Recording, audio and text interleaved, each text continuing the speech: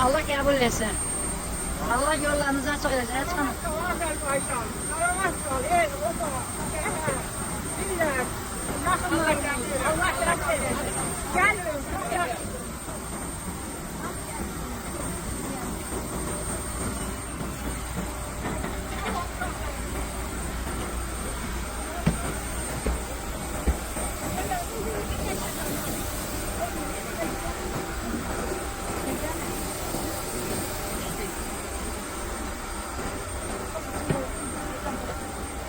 Allah kabul etsin. Hadi çıkalım. Yolun açık olsun. Allah'ımız şükürler olsun. Değerli izleyicilerimiz, artık biz de yeriminin salamat kalın, güzel milletim, güzel halkım. Allah her bize nasip eylesin. Eyyam Fatime'nin əzalı günlerinde Allah Teala bize yol açtı. Peygamber balalarının ziyaretine götürdük. Allah kabul etsin. Esselamu Aleyküm ve Rahmetullahi ve Berekatuhu.